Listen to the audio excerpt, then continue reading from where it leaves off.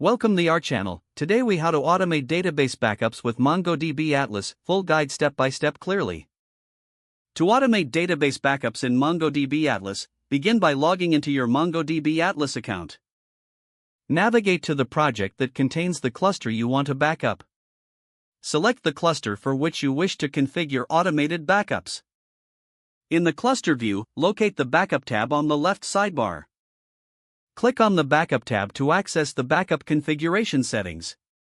Ensure that your cluster has the backup feature enabled.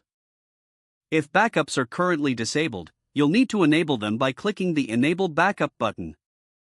Once backups are enabled, review the available backup options. Select the frequency of backups that fits your needs. You can choose from daily, weekly, or custom scheduling options.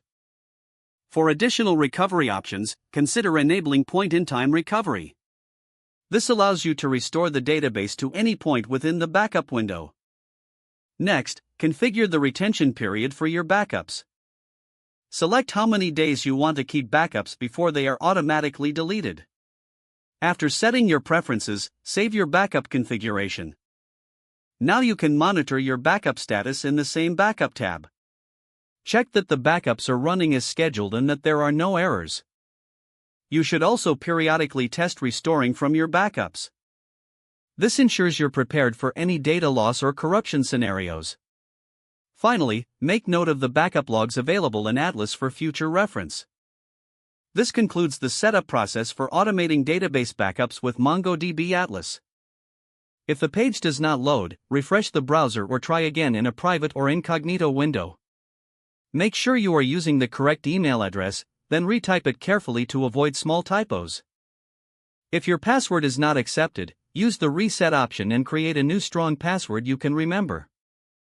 Check your spam folder for verification or security emails, then complete any requested confirmation steps.